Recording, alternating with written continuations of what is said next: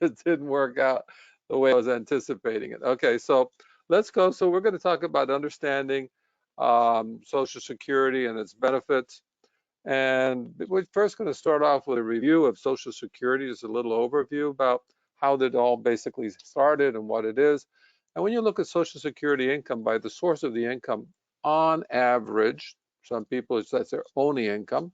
Social Security is 41% of their income. Some people, believe it or not, still have pensions and retirements. And if you work for some government agency, you may. Some people have some earnings put away, interest and dividends and other sources. Some people even go on working. Now, where did this whole thing begin? Well, August 14, 1935, and the Great Depression was still going on, and he signed into law the Social Security Act. He signed it into law. A lot of people thought it was a very left-wing thing.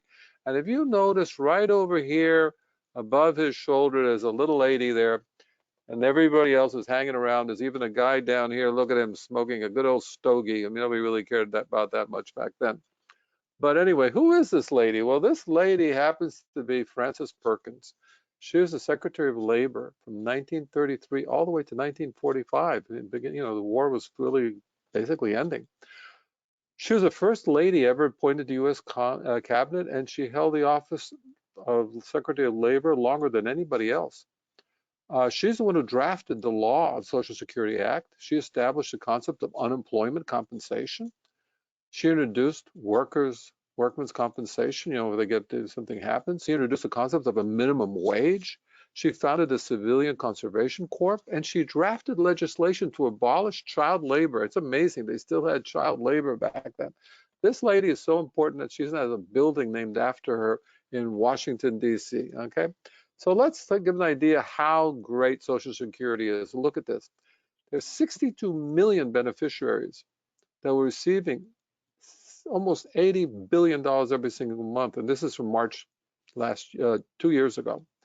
43 million are retired workers and the dependents. 10 million are people who are disabled because Social Security includes disability. And almost 6 million are survivors. These are widows, widowers, whatever. So what does it work? Well, how is it funded? It's funded through what's called FICA taxes. You pay 6.2% of your income of your base wage, and your employer pays the same amount. Now, if you're self-employed, guess what? You pay 12.4, both sides, okay? You pay as an employee, as an employer if you're self-employed. And then Part A of Medicare, which covers your hospitalization, you pay 1.45%. Your employer pays against 1.45%. So 2.9% of your total income goes in. And if you earn a lot of money, that means if you're making more than $250,000, if you're filing jointly, you have a penalty for making money. You have to pay another 0.6%. Now, the amazing thing on Medicare, you pay that Medicare tax on 100% of your W-2 income, all of it. Social Security, you pay up to the base, and the base is down here. This is what it was in 2018, and here's what it is in 2020. So, as you see, it's been going up 3.6, 3.5, 3.6. So you have to, it's going up more than theoretical inflation is. So you have to pay, based on 2020, if you made $137,700, you have to pay 6.2% Social Security on that. From then on, you don't pay Social Security, okay? But you continue to pay Medicare all the way up to the maximum amount. So let's look at the OASDI. That's the Old Age Survivor Disability Insurance Trust Fund. It's the FICA trust and the interest. And I only have data for 17. And in 17, as you'll be able to see here, no, you can't see there, I'm sorry. I didn't correct that. But anyway, it's over in this place, it should be $997 billion went in and $952 billion went out. So it's still positive, but guess what? It's kind of run out. Now it's going the other way around. What's in the trust fund is $2.9 trillion is there to continue to pay that. But the problem we have is that look what's happening. In 2019, well, we got revenues going in, and that's really cool, and everything's working out okay. But in 2019, they had to go into the reserves, that trust fund, to pay the benefits. In other words, there weren't enough taxes coming in to fully pay the benefits that are out there, okay? If this keeps on going, then by 2034, they're going to have to reduce the benefits by 31%. Now, that's not going to happen to you and me. That's going to happen to the people coming in later. So it's going to be, something's going to happen over time. Now, we do have what we may call a solvency issue, okay? So they're either going to have to raise the revenues, they're going to have to increase that earning cap on Social Security, maybe make it on your total income, or even increase the contribution rates going from 6.2 to 6.5, whatever the number is, or you could reduce benefits. Now, when I say reduce benefits, imagine years ago, not that long ago, you could collect the Social Security at age 65, the full Social Security benefits. Now you got to wait till 66 and even more, okay? And there could be a different cost of living, adjustment based on the COLA. The cost of living adjustments, it's a benefits, that formula is based on COLA, and COLA is a cost of living allowance that's out there, and the government measures that, and they exclude food and fuel, because those are the two things that are going up the most. Fuel, not anymore, but anyway. Well, clearly Social Security is going to change. I don't think it's going to go away. Nobody thinks it's going to go away. There's two terms that you got to learn, important for Social Security. One is FRA, F-R-A, is your full retirement age. Currently, it's 65 for those born between 1943 and 1954. And it goes up by 2 months every year, 2 months every year. So if you're born 55, it goes up by 2 months and so forth. Up until those born in 1960 or later, they can have their full retirement benefit at age 67. The other thing is the PIA, which is called the primary insurance amount. That's the amount you're going to get based upon an estimator, and the estimator is based on the last 30 years of what you worked. So if you started working, let's just say at age 30, well, 30 years from then, there you go. Wow, that's really cool. So it's the last 30 years of your employment, all right? And here's the ratio, the way how it looks based on the age you are, okay? So based on the year you are, your full retirement benefit, is going to be 66 and 2 months, 66 and 4 months, 6 months, 8 months, 10 months, up until 67. Probably the full retirement benefit will go up over time because they need to do something about that. Now, how do you qualify? And this is a very important. How do you qualify? Well, you need to have income credits, which are $1,300 a year. It's not a lot. And you need 4 credits a year. And you're not going to get a lot of Social Security benefit. The value made is that. But here's the important thing. You have to have 10 years, and that'll give you 40 credits, okay? So that's how long you have to contribute for them to be able to figure out how much money you're going to work. So if you work for 10 years, you're going to get a benefit. If you don't work for 10 years, you're not going to get a benefit unless you're a spouse, okay? If you're a spouse, it's a different story, okay? Spouses have spousal benefits. We'll get into that in a while. So the longer you work, the more money you will make. And by the way, it's the average of your 30 years, but it's not, it can be the minimum, it's not a maximum 30 years. You can continue working after you retire, and you'll still get credit because they're going to be collecting your Social Security, and your Social Security benefit will grow little by little, but that's how it works. Now let's look at this little chart, and I've done this for people who are retiring at age 66, which is right here, okay? So just make it easy of $1,000 benefit. Clearly, the benefits are going to switch and move based upon your income. But in this case, I just said if at full retirement age 66, you get a $1,000 benefit. The earliest you can collect benefits is age 62, and you have a penalty of 25% less income, and you're stuck with that forever, unless you decide to return the money, but that's a different story altogether. The other thing you can do, you can say, you know what, I'm going to wait until I'm 70, and then it goes up by 32%. That's 8% a year, plus the cost of living allowance that you get, okay? So it's 8% plus whatever happened to the COLA during that period of time.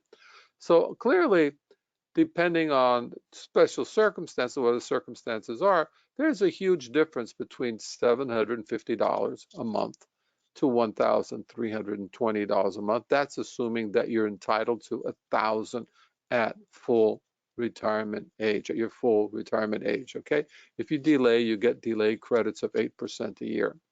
Now, as you move up between these two dates, 66 and 67, what's going to happen is that if your full retirement, let's say you're born in 1960, your full retirement would be over here. You can still collect at age 62. Wow, that's a huge drop. On the other hand, it goes up 8% a year, so it'd be 24% more at age 67. So let's just use 66. It's a nice round, even number. And if you're 66 in 2 months, you'll be a little bit up. It's not a big difference. The difference between 66 and 67 is at 67, it's 8% more. All right? Okay. So moving along, what are the considerations when you look at when should you take Social Security? One is your health. Are you healthy? What is your life expectancy? Whatever you feel like, can you continue working? Will you going to continue to work? I mean, some people say, you know what? I don't care. I'm going to go on working. What am I going to do? Sit at home and watch TV? No, I like working. Okay. People look at longevity. Nobody knows. There's no guarantees. But if your parents and your grandparents had a long life, odds are you will too. Okay. What's happening with your wife? Are you widowed? Are you divorced? These are totally different things. Because if you're a spouse, you're entitled to half of your husband's or spouse's income. If you're a widow, guess what? You can collect your whatever your spouse had. And if you're divorced, even if you've been married for, but here's a trick, you have to have been married for 10 years, 40 quarters, okay? Because it's one credit a quarter. So if you were married for 10 years and then you got divorced, you can still collect on that person and you're not going to take any of their benefits. And the other question is, do you have other sources of income that makes it worth your while to delay? Now, one of the questions I always get is, well, what's the break-even point? The break-even point between taking your full retirement at age 66 and delaying to age 70, because remember those years, 67, 68, 69, 70, you're not going to collect Social Security. Where's the break-even? It's roughly at age 82, okay? So if you're going to live beyond 82, it makes sense. The other thing you have to consider is your spouse is going to get your Social Security. So if you delay till age 70, your spouse will collect the maximum amount. If you don't delay to age 70, you take it, let's say at age 62, your spouse will get what you got. Wow, that's a bit of a problem, unless if your spouse is independently able on their own Social Security habit, okay? Now, there's money left on the table, and you'll be surprised. 71% of retired workers do not collect the full Social Security. I know some of them, they were teachers, they're going to get a pension, and they're afraid, oh, what if Social Security collapses? I want to collect it now. Well, that lady, and I know one, I don't want to mention her name, she started collecting at age 62 because she was afraid. Now she's 72, like I am. 10 years, okay, did it make a difference? Well, guess what? I mean, it would make a huge difference going forward, okay? So maybe money went down the drain, I don't know. Now, there is an example of how you can play a game, but these games are difficult. This is an example of Richard and Mary, and they're both born on or before January 1st, 1954. The reason that date is important because there's a bipartisan budget act of 2015 that protected and grandfathered this provision. So if you were born after that date, or if your spouse was born after that date, this will not apply for you. It'll only apply for those who were born on that date or before that date. So let's just say for the fun of it, that they're both in good health, they both have longevity, they both have the same full retirement age. And let's just say that, I'm sorry, I should have corrected the name. Richard is going to get 2,500 and his wife is going to get 1,500. So what's the story? Well, they can do something called file and restrict, which you cannot do if you're born after that date. And here's the example, what they could do. Mary, the spouse, files for benefits, okay? She gets her full benefits. That was at $1,500, if you remember. And Richard, who makes more money, he's going to say, you know, wait, I'm going to get it restricted as a spouse. So I'm going to get half of what Mary's entitled to. In the meantime, I'm going to file and restrict, file and delay, okay? And I'm going to get what they call delayed retirement credits of 8% a year. So what happens at Richard at age 70, he'll stop his spousal benefits and say, oh, I want my own benefits now. He's going to get 32% increase, not of this money, because this was at her rate. Okay, remember he was entitled to 2,500 bucks. He's now going to get 32% more of the 2,500, and she still collects her own. And if he passes first, which could happen, If he'd gotten the 2,500 here, that's one thing, but now he's going to be getting over $3,000, and she'll get that if that were to happen in that sequence. We never know the sequence of events. So let's have a look what it looks like. Well, here we are. Okay. Richard gets the spousal. She gets her, I didn't correct her name. Mary gets $1,500 a month. Richard gets $750. Okay, everything's cool. And all of a sudden, a few years later, Mary's making $1,592. Why? Because they got cost of living. And he's going to get $3,500 because he was entitled to 2.5, but now he got that bump. So combined, going to make $5,000. Well, that's going to give them a total cumulative lifetime benefit, well, projected lifetime benefit of $1.4 million.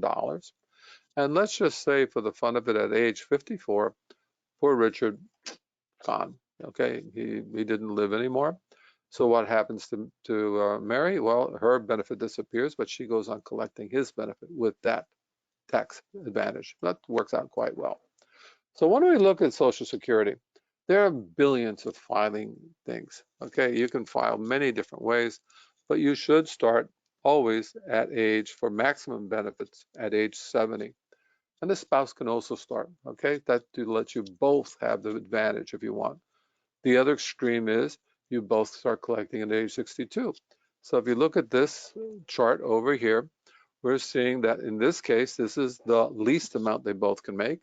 And over here's the maximum amount they both can make. And if you look at all the different alternatives, there are 81 different filing combinations all the way through. So in the case of what we just looked at, what we said in this case of Richard and Mary, they both waited till age 66. But in this case, she took full benefit. He took the spousal. Why? Because he wants to wait for his max, which ultimately is going to benefit her. They don't need the money now. He works, and so does she, by the way. Okay, so there are other considerations we talked about. It's not just the money, it's your health. When do you want to stop working? Some people really like their work. Some people are very stressed out at their work. What are the other assets? Is there an immediate financial need? And I hope the people watching this do not have that immediate financial need. So they say one size fits one, not one size fits all. Each person is a unique situation. Each person is different. So I cannot talk about generalities. When it comes to you and your family, it's one size fits one. Okay. Now let's talk about the taxation of social disability, social security benefits. Some people think they're all tax-free. Well, they're not. If you're single, head of household, they're tax-free if you earn less than $25,000. But between $25,000 and $35,000, $34,000, half of it is taxable. Okay. If you make over $34,000, that's your adjusted gross income, by the way, 85% of it's taxable, which means 15% is tax-free. If you're filing jointly, okay, the difference is 32 to 44. So below 32,000 is tax-free, adjusted gross income, and you have to pay up to 44,000. It's 50% taxable, and if you're making more than $44,000, 85% of it's taxable.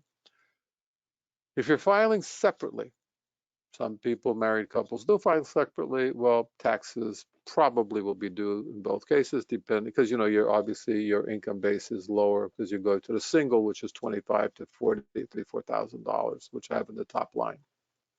Okay, so are you lost, confused, unsure, perplexed? I hope not. I hope this has helped you a bit. At least that's my goal.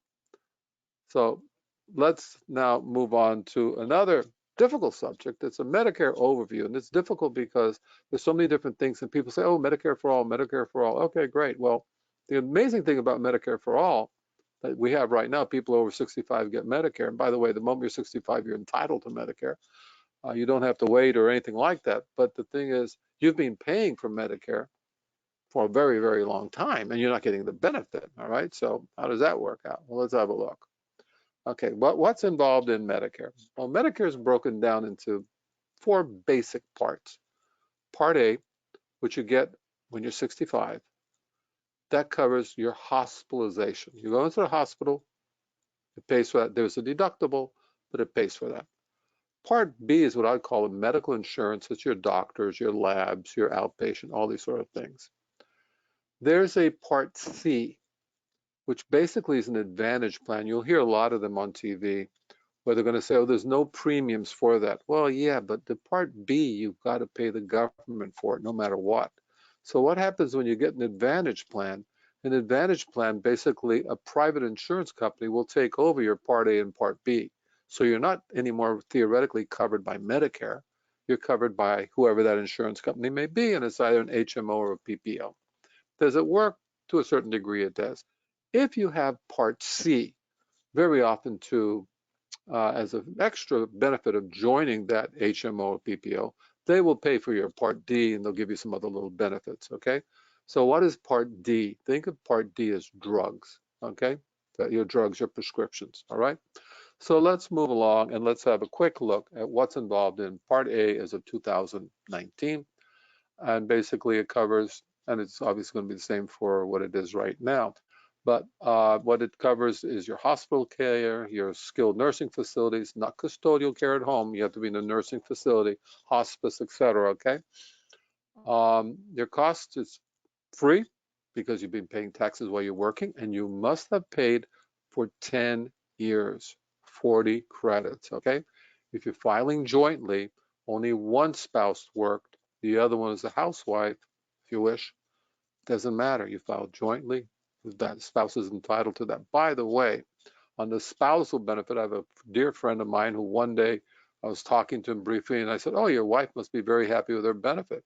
He says, "She doesn't get any benefit. She never worked." I said, "Of course she gets benefits. She's a spouse." "No, but she never paid." "She gets benefits." So he called his wife up, says, "Listen, Robert says this is the way it works." "I don't believe him. Call up and check." 20 minutes later, she called back and says, "Yeah, I'm going to get $1,500 a month." Says, "What?" Then a few minutes later, she called back. "Oh, and they're going to give me $9,000 retroactively because she was doing this after 70 and she was entitled to it." He says, "Why, I owe you a dinner?" I said, "No, you owe me a lot more than a dinner, baby." But anyway, it doesn't matter, okay? That's a joke, but it's the truth. That really happened, all right? So here's how it works. If you have a hospital stay, you have a deductible of $1,364 if you just have Medicare, okay? If you're going to stay in a hospital, and here's how it works, the co-insurance from 1 to 60 days is zero. God forbid you have to be in a nursing care from 60 to 90 days, it's $340, okay? And after the 91st day, what happens? Well, beyond that, you got a problem. You got your co-insurance, but after that, look at that. After 100 days, because it's 91 to 100, you pay $682. But after the 100th day, you pay 100%. So the only reason I say that, because if you have long-term care insurance, most long-term insurance has what they call a 90-day exclusion period. In other words, something happens to you for the first 90 days, theoretically, you're being taken care of by Medicare. After the 91st day, your long-term care will take care of you. The important thing is the following. If you did not pay into Medicare while you were working, let's just say, for example, and I've seen people, they bring their parents from overseas. What are you going to do? Well, Part A, for somebody who never paid into Medicare, it's over here. It's $437 a month if you never paid in during those 40 years of time. Let's say you paid in only 40 quarters. Let's just say you only paid in 5 quarters, 15 quarters. There'll be a certain credit, but that's the maximum you'll have to pay, all right? And that's important to know because, and that's remember, the 40 credits, 10 years, is one of the two spouses have to have it, okay? It's not combined. Well, let's have a look at how the nursing facility works. And this is 2020, the way it works, okay? And here we are, and this is what Part A will pay. For the first, something has to happen, and I'm pleased to see this term I write down here. It says, must have a qualifying hospital stay. You've got to get admitted into the hospital, and from there, you're sent to a skilled facility. You can't go from your home to a skilled facility. Medicare won't cover you. So remember that. It's with your elders, your spouses, your friends. You got to go to the hospital. hospital stay. So from the hospital, they send you to rehabilitation if you wish, okay? First 20 days, you pay nothing. 21 to 100 days, you pay $170 a year. Sorry, $170 a day. And in theory, we're in the process of recovery. But if you don't recover after 100 days, guess what? You pay 100%. This is what long-term care is covering. God forbid you have some issue, a stroke, whatever the case may be. Okay, you got to go from the hospital. You can't go from your home to rehabilitation. You got to go. I mean, you can, but the Medicare is not going to help you. All right, you got to go from the hospital to rehab, and then from rehab after 100 days, you're on your own. Okay, so let's look at the next one, which is Part B. Part B is your doctor's services. You go to an inpatient, outpatient, doctor visit, whatever it is, your outpatient care, medical supplies, whatever you may need, preventive services, colonoscopies, mammograms, all these sort of things, biopsies, um, lab work, etc. Now, what's important to note, it must be Medicare approved things. Now, the reason I say that because I went once over here close by to my house to a United Healthcare emergency place, and I've been coughing, and they took an X-ray. Well, Medicare said we're not going to pay for it. There's no need for that X-ray. It wasn't Medicare necessary.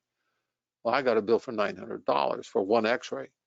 Well, I called United Healthcare. I said, what is this nonsense? And they said, well, didn't you fill out any forms saying that it's not covered? I said, no, I didn't. They said, we'll deal with it.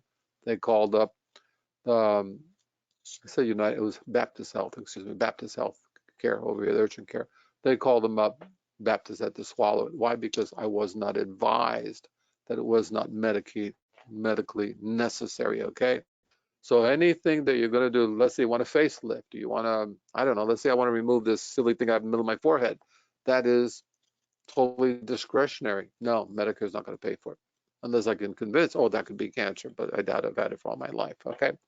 Now, there's something I use in there, the word testing. And the reason I call it testing, because in the United States, if you made good money 2 years ago, because we're now in 2020, so if in 2018 you made good money, they punish you.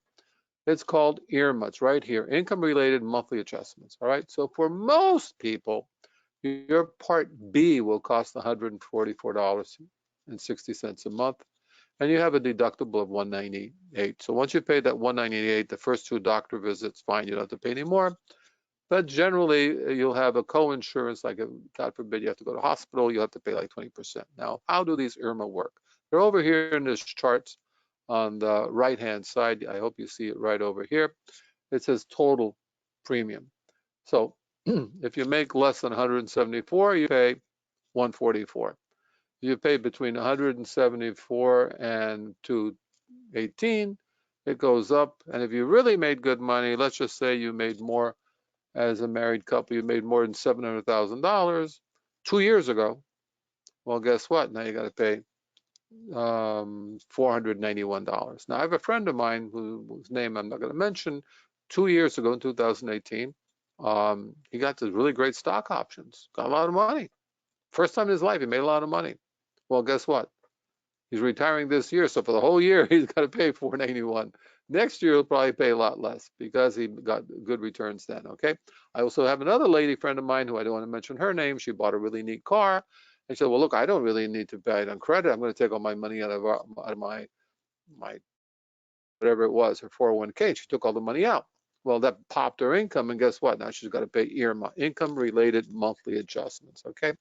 So let's talk about the Medigap or Medicare supplement. That's sold by private insurance companies, and it helps pay for costs like co-payments, et cetera, et cetera, et cetera. You must have Part A and Part B, as it says here, Part A, Part B, and then you can get a supplement. And the monthly premiums are in addition to the Part B. What are the advantages? It pays the co-pays, et cetera. And the other thing is you have freedom of choice. You can go wherever you want, because with a Medicare Advantage plan, as I show in this chart, the Advantage plan combines the Part A and the Part B. That company will not take care of it, okay? And it offers some extra premiums. They're going to give you vision and hearing and dental, not a lot of dental, and they'll give you silver sneakers. And sometimes, in most cases, they'll include the drugs. but you're within a PPO or you're within an HMO. If you're within a PPO, you need a primary to refer you to a specialist and blah, blah, blah. If you have a Medicare, Medigap, plan, you can do whatever you want. You have freedom of choice. You can go wherever you want to go. Okay, and that's the important thing. So the other thing with the MC, we'll talk about this is the Advantage plans. Okay, you still have to pay your monthly premium. There are deductibles. There are co-pays. You have to be within the providers. All right. Very often you may find a doctor that this year he works with X company, and next year he doesn't want to work with them. Or some cases, I know this one huge insurance company with the Medicare Advantage, they do not work with the University of Miami. And there's one gentleman I know, he goes to the University of Miami, to the Bascom Palmer, and he goes to some other place, University of Miami Health, and he could not take the Medicare Advantage plan with that one company because he wouldn't be covered there. Now, if you have a supplement plan, you go wherever you want, okay? They also have yearly what they call stop losses, prevents their out of pocket, but sometimes your doctors may, if they choose, delay from 1 year to the next, just because they want to do that. Okay, so let's see, move on. Whoop, went too far. Okay, so let's look at the part D, the drugs. Okay, the drugs, drugs. Well, the drugs, I put that in the red box. Okay, this has your part B premium at these different rates. Okay, if you're an individual or joint. The part B premium is going to depend, those you have to buy from an insurance company, but your IRMA, which is your penalty for having made money, you pay to Social Security. So depending on your income, you're going to have to pay the premium, which is not that much, plus this penalty for having made money. All right. Unfortunately, that's how they are. That's just how it works. Part D, if you don't take it when you're entitled to it, you're entitled to it at age 65. If you're covered at work, okay, and you have it, then they have what's called creditable coverage. It means you had some real credit. You have to show proof of that to Medicare, and Medicare will not charge you this penalty. But I had this one gentleman who unfortunately is not around anymore. He said, I don't need that. I don't get sick. I don't need it. Okay. Well, when he finally wanted it, he had to pay 1% a month compounded for 3 years. So he had to pay 36%. Well, actually, it was more than that because it was compounded than what he normally would have paid. And he was also, because he was a high earner, he had to pay the IRMA. So it cost him a lot of money. Okay, so there's something that you may have heard, donut hole. And donut hole is a real pain in the neck. Okay. And donut hole is only dealing with drugs, and the drugs, it's becoming much of a problem depending on what kind of medicines you're taking, all right? Generally, you have to try and keep with generics as best you can, but once you get out of generics, things go up, okay? So here's what first happens. You and the insurance company when you both pay up to $4,020, and you have a deductible of $435. So in the sense you pay $4,455. That's the coverage, but you and the insurance company will pay. Now, let's just say you're taking a generic, any old generic, it doesn't matter, and the copay for you is $0. Well, somebody's paying the difference. That's the insurance company, okay? So when your payments and the insurance companies combined add to $4,020 plus your deductible, now we're into the gap or the donut hole. That's after the $4,020. This is per person. It's not per family. So what's going to happen for generics, you'll pay probably less than 25% of the real cost. It doesn't mean that now it's $0, so I'm going to pay 25% less than $0. No, because if you're paying $0, somebody's paying the cost, okay? So you're going to pay 25% of that cost, okay? It's important to know. And you'll pay full 25% of whatever the branded cost is. And if you ever look at the cost of medicines, you'll be shocked, okay? Once you've spent a lot of money, you enter into what's called a catastrophic phase.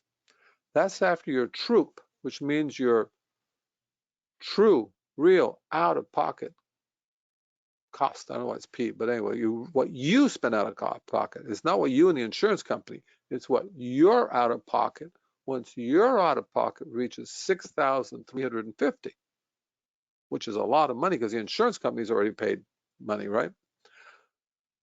Once you reach that level, you will pay $3.60 for generics or $8.95 for non-generic products, or 5%, whichever is higher, okay?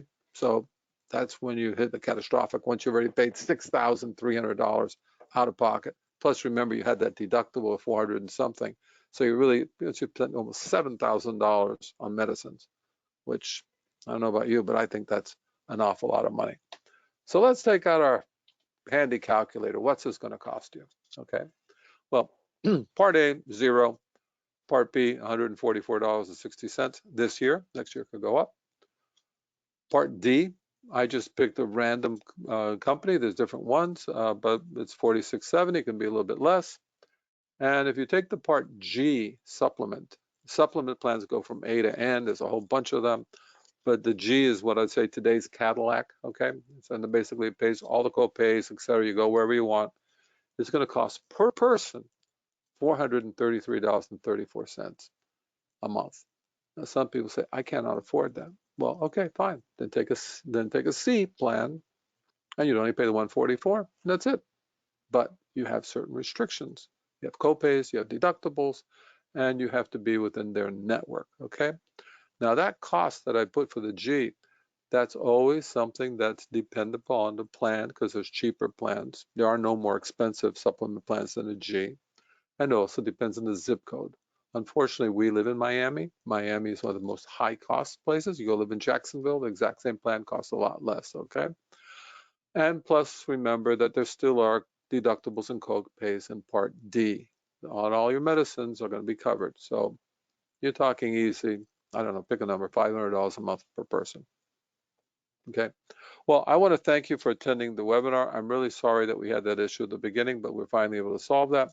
If you have any questions, please send me an email, rbull.miamirotary@gmail.com, or you can find me on my Facebook. It's excuse me, I got confused a moment. It's facebook.com/Vespa Financial. You can look at my webpage. It's www.vespafinancial.org, or my URL page. So listen, thank you ever so much for being on this webinar. I'm really had a good time going over this. I don't know how long it took because I didn't start when I wanted to start. But, but anyway, thank you for staying in and dealing with the delay that we had. And I really appreciate everything. And I hope that you found this worthwhile. Okay. So thank you. And we're going to exit right now. I hope we're going to exit. Yes, we are going to exit. So thank you very much. Bye-bye.